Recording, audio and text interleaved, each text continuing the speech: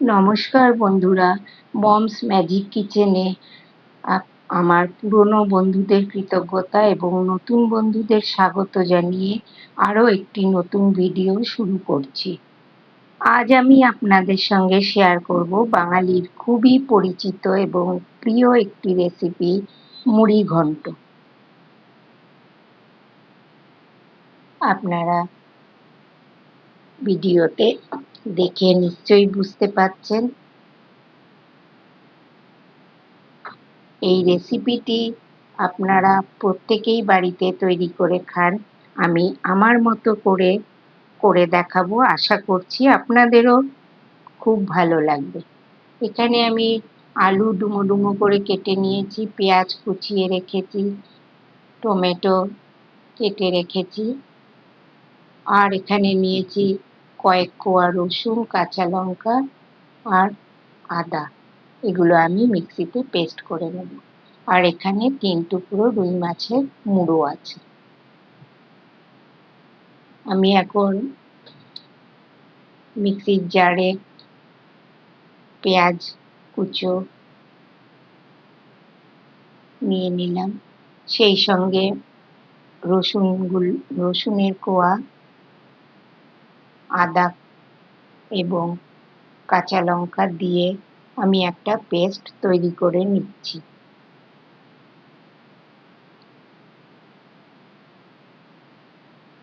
এবার আমি টমেটোটা একটা মিহি পেস্ট তৈরি করে নিচ্ছি। আর এখানে আছে গোবিন্দভোগ চালটা ভিজিয়ে রেখেছিলাম ৮ ঘন্টার মতো। চালটা এবার জল ঝরিয়ে রেখেছি। এখন আমি কড়াই বসিয়ে দিয়েছি। কড়াই গরম হতে বেশ খানিকটা পরিমাণ তেল আমি কড়াইতে দিয়ে দিয়েছি।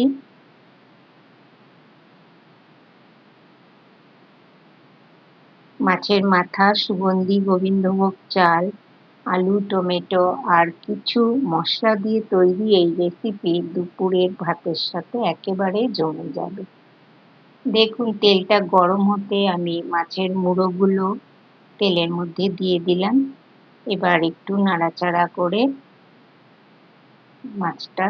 মাছের মাথাগুলো খুব ভালো করে ভেজে নেব। খুব সহজ উপায়েই বাড়িতে বানিয়ে নেওয়া যায় এই ঐতিহ্যবাহী বাঙালি পদটি।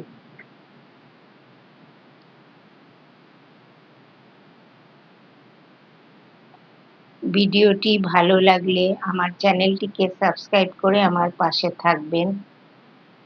দেখুন আমি মাছের মুড়োগুলো খুন্তি দিয়ে ভেঙে ভেঙে নিয়েছি ভাজার সময়ই। এবার মুড়োগুলো ভালো করে ভাজা হয়ে গেছে, আমি কড়াই থেকে তুলে নিচ্ছি একটি পাত্রে।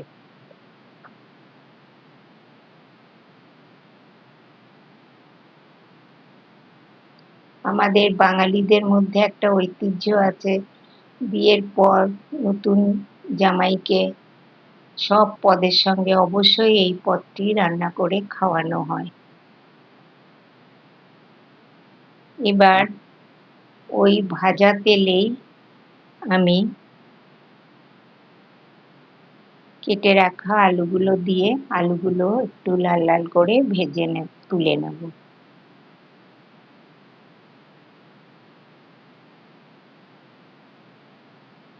আলুগুলো দিয়ে দিলাম। এখন আলুতে আমি একটু পরিমাণ মতো হলুদ গুঁড়ো আর স্বাদ মতো একটু লবণ দিয়ে আলুগুলো ভালো করে ভেজে নেব।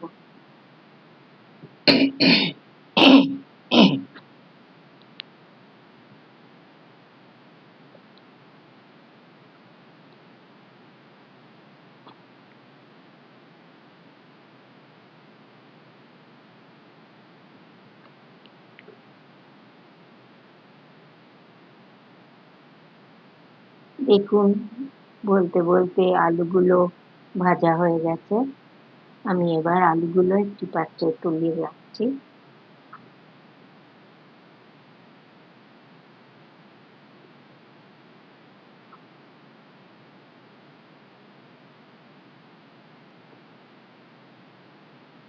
এবারে আমি জল ঝরিয়ে রাখা গোবিন্দভোগ চালগুলো দিয়ে একটু ভেজে নেব। চালটা একটু ভেজে নিলে সেদ্ধ হয়ে যাবে তাড়াতাড়ি। আমি এখানে চালগুলো দিয়ে দিলাম, একটু নেড়ে চেড়ে ভেজে নেব।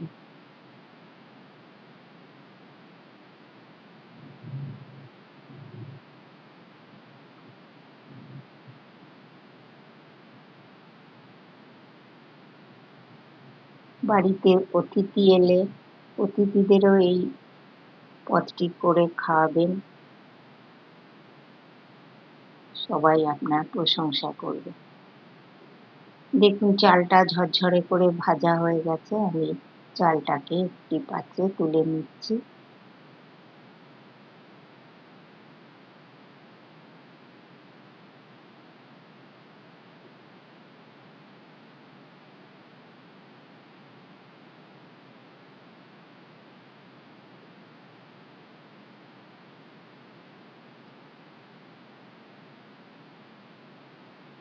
চালগুলো তুলে নিলাম। এখন আমি এই তেলের সঙ্গে আর সামান্য একটু তেল দেব।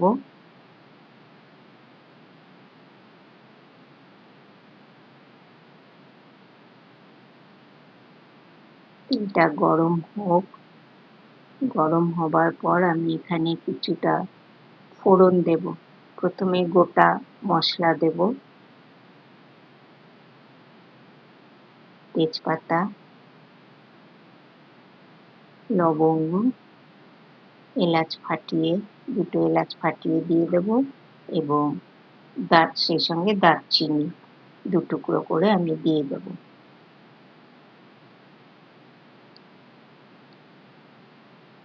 একটু ভেজে নিচ্ছি। এবার আমি 1 চামচ মতো জিরে দিয়ে দিলাম। ফোড়নটা একটু ভাজা ভাজা করে নিচ্ছি। এখন আমি টমেটো পেস্ট করে রেখেছিলাম, সেই টমেটোর পেস্টটা দিয়ে দিচ্ছি।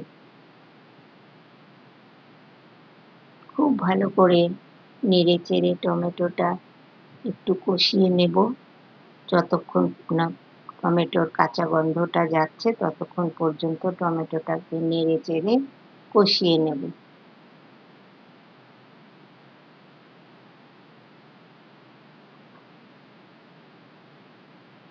টমেটো কষানো হয়ে গেলে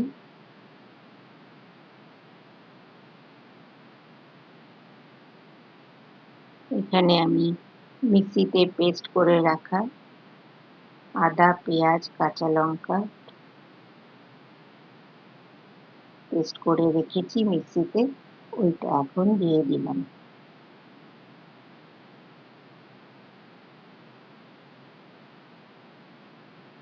দিয়ে ভালো করে নাড়াচাড়া করে নিচ্ছি। এখন মিক্সি জারটা ধুয়ে একটু জল দিয়ে দেবো, যাতে মশলার তলাটা ধরে না যায়। এবারে খুব ভালো করে নাড়াচাড়া করে কষাতে থাকবো যতক্ষণ না মশলা থেকে তেল ছেড়ে আসে।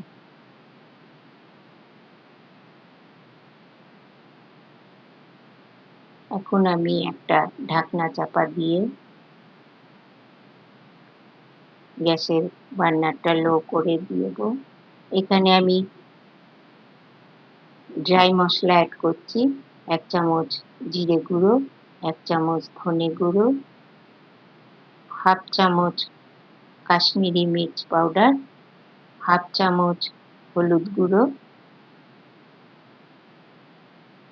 এবং সামান্য পরিমাণে নুন।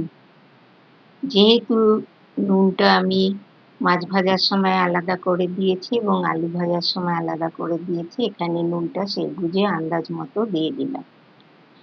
এখন খুব ভালো করে নাড়াচাড়া করে সমস্ত মশলা কষিয়ে নেব।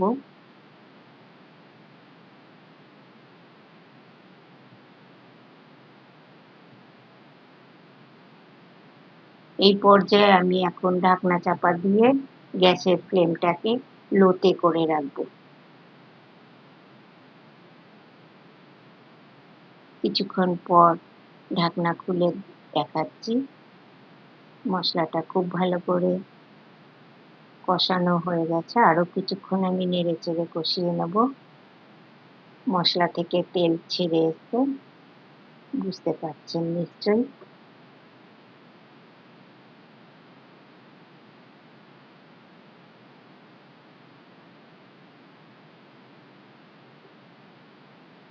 মশলার গা থেকে তেল ছেড়ে এসে, এই পর্যায়ে আমি ভেজে রাখা আলুগুলো দিয়ে দিচ্ছি। মশলার সাথে আলুগুলো মিশিয়ে নিচ্ছি।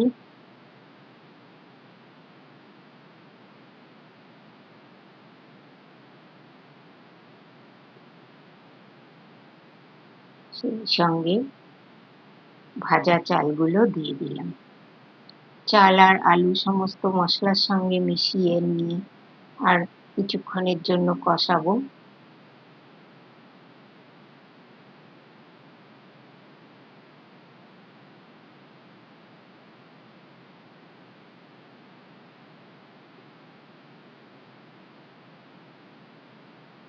এখন আমি চাল আর আলু সেদ্ধ হবার জন্য পরিমাণ মতন জল দিয়ে দিলাম। এটা আন্দাজ বুঝে দিতে হবে,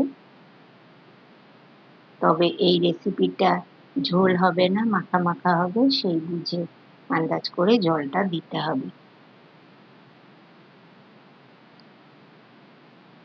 আমি এখন ঢাকনা চাপা দিয়ে দিলাম। মিনিট 5 পরে ঢাকনা খুলে দেখছি, একবার চেক করে নেব আলু আর চাল সেদ্ধ হলো কিনা। সেদ্ধ হয়ে গেছে। এখন আমি ভেজে রাখা মাছের মুড়োগুলো দিয়ে দিলাম। খুব ভালো করে নেড়ে চেড়ে সমস্ত একসাথে করে মিশিয়ে নিচ্ছি।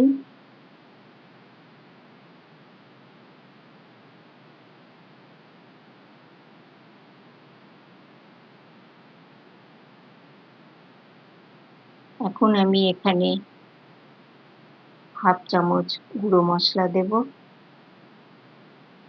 আর হাফ চামচ চিনি দেব, এতে করে স্বাদটা ব্যালেন্স হবে। যেহেতু চাল দিয়েছি তাই চিনিটা এখানে দিলাম।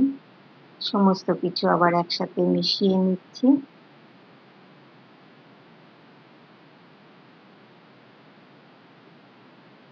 রেসিপি আমার কমপ্লিট। আমি এবার পাত্রে পরিবেশন করে আপনাদের দেখাচ্ছি। রেসিপিটা কেমন লাগলো বন্ধুরা, লাইক শেয়ার কমেন্ট করে আমাকে জানাবেন। আমার চ্যানেলটির পাশে থাকার জন্য চ্যানেলটিকে সাবস্ক্রাইব করবেন। আজ তাহলে এখানেই।